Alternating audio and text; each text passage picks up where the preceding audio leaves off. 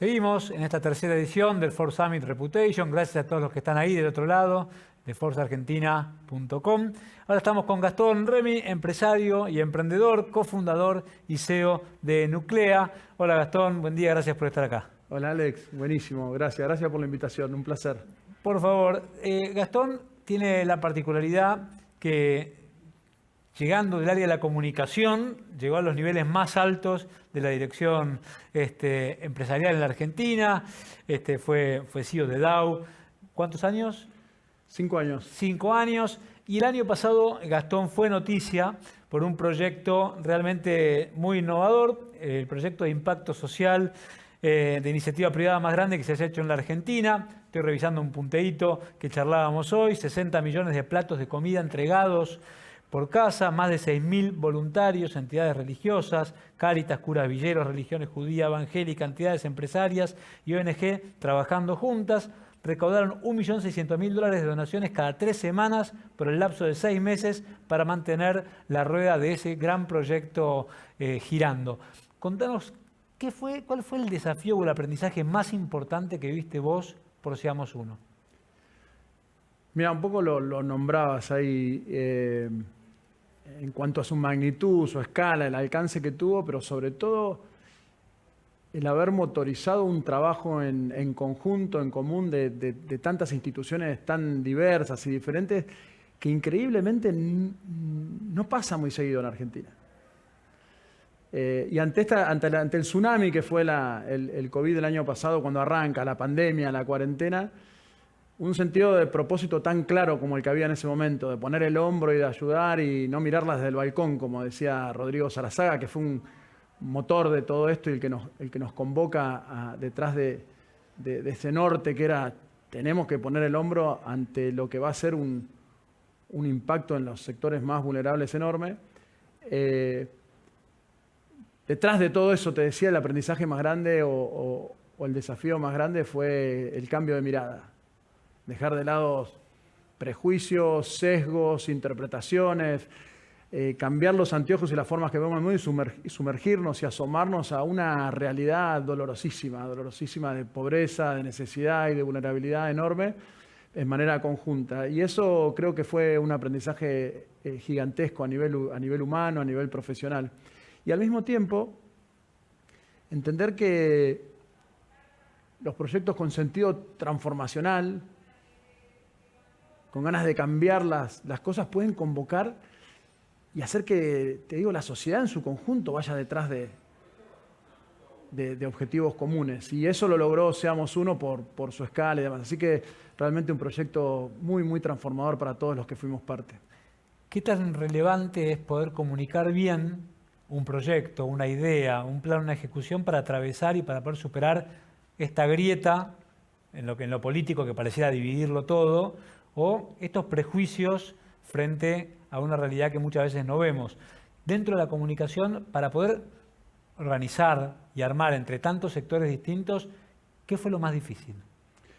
Bueno, la comunicación de este proyecto fue fundamental. De hecho, viene siendo reconocida formalmente con esos reconocimientos y premios que generalmente uno los puede mirar como una consecuencia. En este caso, para mí, tuvieron un valor muy grande porque detrás de la comunicación se alinearon y se motivaron a muchos a participar.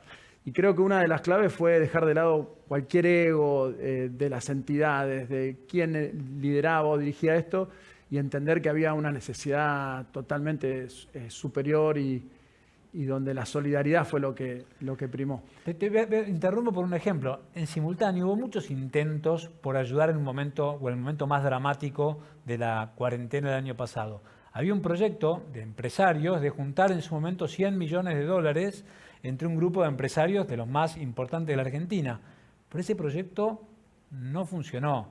Pero ¿quién está a cargo de este proyecto? No, si está él o estoy yo. Digamos, había un tema ya sea de quién lidera ese proyecto adelante del propósito. Acá, ¿cómo fue lograr eso? Que el proyecto estuviera, Seamos Uno, es un proyecto de todos. Un poco lo acabas de decir, ¿no? quizás uno de los aprendizajes, propósito muy claro, transformador y de poner el hombro, como te decía antes, y un objetivo muy claro que era el 1.000.000 de cajas, esos 60 millones de platos de comida. Detrás de eso se alineaban los esfuerzos, se alineaban los compromisos, se alineaba la participación. Y los que tuvimos la responsabilidad de alguna manera de gestionar, nos ocupamos mucho de no personalizar al proyecto. Acá el norte era el hambre, el norte era la necesidad, el norte era poner el hombro y no era figurar por figurar. Y eso creo que terminó redundando justamente en lo que resultó el proyecto. Vos nombrabas algunas otras iniciativas en ese momento. Es interesante porque yo estaba todavía como presidente de IDEA cuando esto arranca, y nuestro primer foco había sido ir por el lado sanitario también. Las vacunas, o en ese momento se hablaba mucho de los hospitales de campaña, veíamos todo explotado, Nueva York, Europa, y decir, esto se viene, porque era una ola que venía hacia el sur. Y ahí Rodrigo nos cambia un poco la bocha, y lo que él plantea fue, miren que el problema más grande va a estar con la necesidad alimentaria, porque el Estado no va a tener capacidad de reaccionar para poder llegar con alimentos casa por casa. Una cosa es repartir comida o asistencia social, otra cosa es responder ante que se quebraban el funcionamiento de la sociedad con la cuarentena, ¿no? Y sobre todo apuntar a esa gente que no tenía ayuda o asistencia social del Estado, pero que están en una alta informalidad y se les cortaban su cadena de ingresos. Y ahí es donde nosotros nos enfocamos y decimos, la única manera de hacer esto y que esto se transforme en un proyecto exponencial como lo fue. Pensemos que este proyecto arranca de 2 personas en un chat y terminas juntando, como vos mencionabas, 5.000 voluntarios, cientos de donantes. Nos apalancamos en la logística, nos apalancamos en la tecnología, nos apalancamos en la eficiencia, nos apalancamos en la transparencia. Las Big Four, las 4, nunca había pasado trabajando detrás para darle transparencia a esto. Esto no teníamos una ONG, no era una fundación, no era nada, era las ganas de hacer algo diferente. Y al mismo tiempo, del otro lado, cuando digo del otro lado, porque lo que te nombré recién viene del sector empresarial, del lado social, de las religiones, esa capacidad y esa capilaridad para entender y comprender lo que pasaba en el territorio. Claro. Unís estos dos mundos, estas dos Argentinas que muchas veces no se tocan, no se hablan, las comunicás, las unís y las dirigís detrás de un propósito transformador y pasan estas cosas.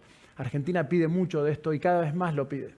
Te iba a preguntar eso. Parte de que este puente no se termine de unir tiene que ver con dificultades probablemente concretas de cómo generar trabajo a un sector que por ahí no puede brindarlo por una cuestión de capacitación, pero también parte de muchos prejuicios que hay, de ese sesgo que hay entre las corporaciones y, por ejemplo, las organizaciones sociales como nexo para llegar a los más vulnerables. ¿Cómo ves el día después? Porque muy loable y es impresionante el apoyo que han generado a tantas miles de familias. La pregunta es el día después, ¿cómo generar que el Seamos Uno sea sustentable? Porque los problemas en la Argentina siguen de estas familias. ¿Cómo hacer para que ese puente entre el mundo privado de las corporaciones y los más vulnerables se pueda generar ahí donde el Estado no llega? Está buenísimo lo que planteás y de alguna manera me da pie para contarte por dónde estoy rumbeando ahora y qué es lo que estamos encarando. Mirá, Seamos Uno, y te hablo desde un lugar muy personal, ante la emergencia de la emergencia, ante esto que se estaba prendiendo fuego, creo que era muy necesario ir con una asistencia así directa y donde el sector privado se tenía que comprometer y teníamos que articular de esta manera que hablábamos recién. Ahora también terminó de confirmar en muchos de nosotros que el verdadero camino de compromiso y de solidaridad y el verdadero aporte que puede hacer el sector privado no pasa por un asistencialismo directo, sino por un verdadero proceso de transformación y generar herramientas en los sectores más vulnerables para que esa transformación se produzca. Hablaste de capacitación, hablamos de educación, hablamos de generar condiciones para romper esas barreras tan altas que existen cada vez más en sectores cada vez más importantes de la población. Y ahí aparece algo también que creo que es muy significativo, que es que el rol de... Hay una demanda, hay una necesidad y una gran oportunidad para el sector privado empresarial en particular, de tener una mirada más integral, más inclusiva y de jugar un partido diferente en cuanto al aporte que podemos hacer para la sociedad. ¿Por qué? Porque la sociedad justamente hoy tiene esa necesidad y tiene esa demanda frente a los empresarios. Y ahí es donde surgen estas ideas que pueden estar representadas por lo que pueden ser los sistemas de empresas B, las miradas de triple impacto, cosas en las que yo creo fervientemente y creo que ya no pasa a ser no solo una oportunidad, sino hay una gran responsabilidad de ir por ese camino. Y me parece que ahí es donde el sector privado puede hacer su mayor aporte de transformación y de poder generar una sociedad más inclusiva e integrada. Claro, que de eso se trata, el gran desafío de ir hacia un capitalismo inclusivo, ¿no? Claramente. Y la pregunta es, ¿cómo ves que las empresas deben superar? Vos conocés el corazón de las empresas, de los empresarios y de los CEOs. A vos seguramente estar en el territorio te modificó o te acercó muchísimo a una realidad que por ahí no estamos acostumbrados a ver día a día en el terreno. ¿Cómo se logra esa transformación o esas herramientas para terminar con esos sesgos, para achicar esas distancias, para ponerte en el lugar del otro? Mirá, lo hablábamos con Rodrigo Sarazá justamente el otro día y lo que realmente transforma es la experiencia, no solo el debate de las ideas. El sentir, el vivir, el ponerte en el lugar del otro es lo que te transforma. Esto que te decía al principio, asomarte a esa realidad es lo que te transforma y te cambia. Entonces creo que es fundamental ir por ese camino de abrazar estos temas desde un lugar diferente. Ahora, déjame decirte también, Alex, que ante una convocatoria clara y objetivos claros y propósitos claros, el sector empresarial responde de una manera increíble también. Claro. Vos me decías, sí, claro que conozco, es el mundo del cual vengo, ¿no? El cambio va a estar por la forma en que hacemos esa convocatoria, porque las ganas y la fuerza de poder generar efectos transformadores desde lo social está en el mundo empresarial. Yo estoy convencido de eso. Ahora, muchas veces metemos a todos en la misma bolsa y es difícil a veces segmentar, y en el mundo empresarial, como en cualquier otro sector, hay de todo, ¿no? Pero frente a la emergencia, la respuesta del año pasado fue, ante una emergencia extraordinaria, la respuesta también fue extraordinaria. Absolutamente. Falta quizás a veces esos organizadores, esos armadores capaces de poder aglutinar a tantos sectores diversos detrás de un proyecto. Estos aglutinadores del sector privado, porque este es un rol habitualmente del Estado, que sabemos que en muchos espacios logra satisfacerlo y en otros, por supuesto, no. Pero ahora estás en un proyecto nuevo que también tiene que ver de transformación y de aglutinar a un sector o una industria completamente dispersa. Contanos un poquito de tu nuevo proyecto. Adelantanos. ¿De qué se trata? Estamos en el armado, estoy fascinado, la verdad, estoy súper motivado porque esto es como es en cierta manera una evolución o una consecuencia de esta experiencia de Seamos Uno. El año pasado yo estaba en mi sabático cuando había decidido tomarme un tiempo de reflexión, de introspección, de recuperar fuerzas y pensar cómo quería que siga mi carrera. Aparece la pandemia y se cierra una puerta y se abre otra, como siempre, y fue Seamos Uno. Eso que fue, como te decía antes, muy, muy transformador. Terminando Seamos Uno, que fue un proyecto que tuvo un objetivo claro, que se cumplió, y a partir de ahí pensar cómo seguía, me surgieron oportunidades de volver al mundo más el corporativo tradicional, y la realidad es que yo en ese momento pensaba dónde poder lo mejor de uno en esta búsqueda de transformación y de impacto, trayendo la experiencia, el expertise o lo que podemos tener los que tuvimos la oportunidad de liderar organizaciones empresariales. Y ahí surge, y me parecía que el mundo emprendedor era el camino. Me encuentro con un grupo de emprendedores que mirá cómo son las cosas. Francisco y Julio, dos de ellos trabajaban en Dow cuando yo era el CEO.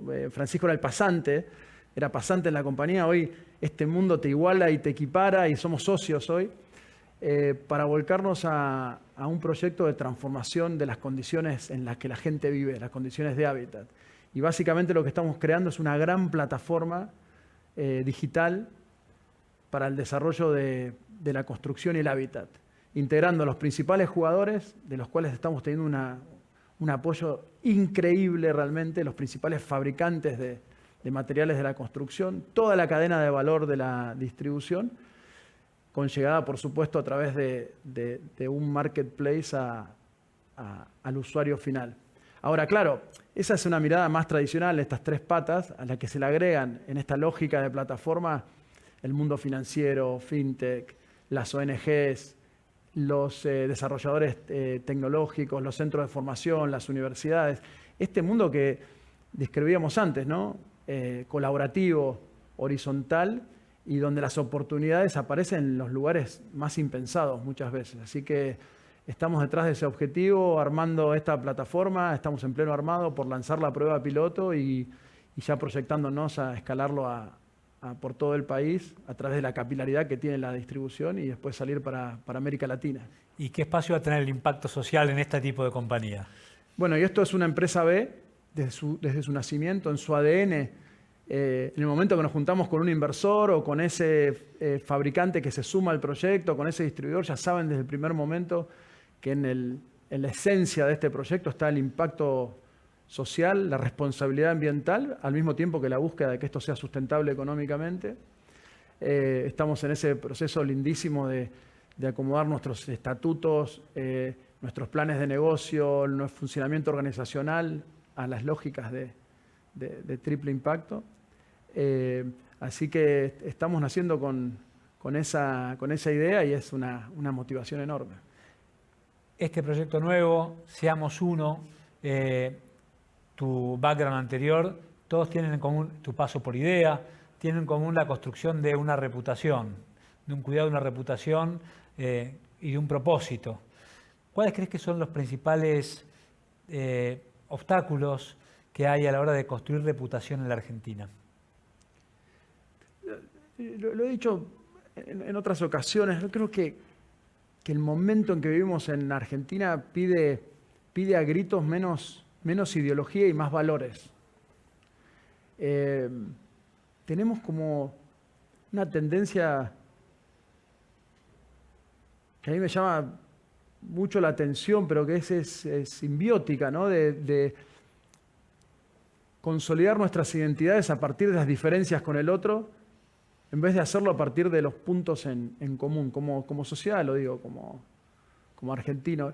Y creo que los cambios más grandes van a pasar cuando seamos capaces, ¿no? de ir detrás como país, como sociedad, de objetivos comunes. Así que ahí veo un gran obstáculo. Y te decía también que el otro son muchas veces los sesgos, los prejuicios, la falta a veces de empatizar en el sentido más profundo, ¿no? Que es ponerte en el lugar del otro y tratar de entender de dónde viene. Y bueno, yo a lo largo de los años he tratado de evolucionar en ese sentido, de mejorar, y por eso Seamos Uno es un ejemplo en ese sentido, y en general yo creo mucho, ¿no? En las lógicas de colaboración, en la horizontalidad, en la construcción colectiva, ¿no? Que se genera a través de los vínculos, de la confianza y sobre todo de la consistencia y la coherencia a lo largo del tiempo también. En un momento de cierto desánimo que hay en la Argentina, en el sector corporativo, en el sector empresarial, este tipo de proyectos como Seamos Uno tienden a ser disruptivos en términos de generar esa cosa llamada esperanza, ¿no? Entonces la pregunta es ¿cómo crees qué espacio crees que hay para este tipo de proyectos en un contexto tan negativo por momentos? Y me río porque es cierto lo que decís, es increíble lo que pasa cuando cambias el ángulo muchas veces o cambias las perspectivas. No solo con Seamos Uno, ahora con este proyecto, con Nuclea, pasa lo mismo. Algunos nos preguntan, ¿por qué están tan entusiasmados? ¿Cómo siguen apostando por el país? Están invirtiendo capital, tiempo, esfuerzos. El mundo no para, Argentina no para, y hay que, así como hicimos con Seamos Uno, hay que tomar el toro por las astas y crear tu propio destino y torcer aquellas cosas que creemos que no funcionan. Creo que esa es un poco la responsabilidad que tenemos desde el liderazgo también, ¿no? De cualquier lugar o sector de liderazgo. Entonces, por lo menos a mí me encanta generar ese efecto, y es contagioso, ¿eh? Y uno empieza a ver y decir, ¿por qué no? Y a veces en Argentina somos expertos en explicar justamente por qué no hacer las cosas. A mí me gusta más preguntarme por qué no y concentrarme en la forma de hacerlo trascender. Nosotros tenemos una frase que dice pensar o soñar lo imposible para hacer lo improbable, ¿no? Y bueno, Argentina te desafía en ese sentido.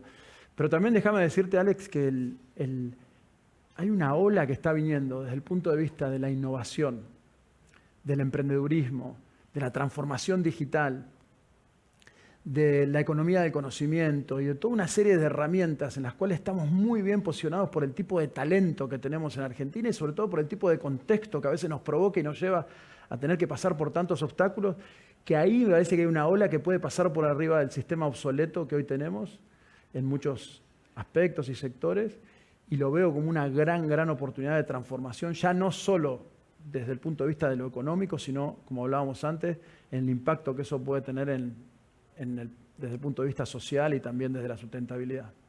¿Crees que puede llegar a ser suficiente toda esta idea de que florezcan miles de mercados libres sin importar su tamaño, digamos, sino como espíritu emprendedor para solucionar un contexto que leemos en las noticias, que de pronto caen cientos de miles de empleos y aumenta el empleo estatal? O sea, porque nos movemos en esa realidad simultánea, ¿no? El potencial emprendedor, economía del conocimiento, transformación y pérdida de empleo, aumenta el empleo estatal. ¿Y cómo hacemos? Bueno, es fundamental seguir insistiendo. Obviamente que el contexto y la situación es compleja, complicada. No solo en Argentina. La pandemia ha acelerado muchas de estas dicotomías y situaciones que se profundizaron con la pandemia. Hay que seguir insistiendo por ahí. Yo sigo creyendo que el camino es el empleo formal, la innovación, la inversión y la generación de nuevos recursos, y el talento está para eso. El Estado cumple un rol evidentemente necesario, pero tenemos que conseguir de que no se convierta eso en un lastre para el desarrollo del país. El Estado contribuyendo y dando las herramientas para ese desarrollo. Y como vos ponías como ejemplo, estos miles de mercados libres, que justamente son esos ejemplos que muchas veces nos impulsan. Creo que por ahí hay una oportunidad muy grande para Argentina. Recién decías, y lo contaste varias veces en la charla, que Seamos Uno te transformó a nivel personal. ¿Quién era Gastón Remy antes de Seamos Uno y quién es Gastón Remy después de Seamos Uno? ¿Cuál fue la mayor transformación que sentiste a nivel personal? Primero, reconocer y entender que ese 45, 50% de pobreza, que muchas veces es un índice, es un número, está lleno de historias, de familias, de personas que están poniendo una garra terrible para poder superarse y que no alcanza con lo que hoy tenemos, y que tenemos una responsabilidad de ver cómo poder llegar a esos sectores de una manera diferente desde el sector privado y empresarial. Y fundamentalmente en esta idea de validar y comprender que el camino es ese, el de abrir los brazos, el de jugar en equipo, en el que el individualismo muchas veces se pega de frente contra una situación como fue la pandemia, ¿no? Donde lo colectivo y la construcción en ese sentido pasa a ser súper importante. Así que de alguna manera me siento mucho más sensibilizado y empático en ese camino, y con ganas de poner un esfuerzo real y concreto que no pase solamente por lo que uno dice, sino también por lo que uno hace en ese sentido. Gastón Remy, muchas gracias por estar en este Forbes Summit Reputation, tercera edición. Muchas gracias a vos, Alex. Saludos a todos. Seguimos, no se pierdan el próximo panel.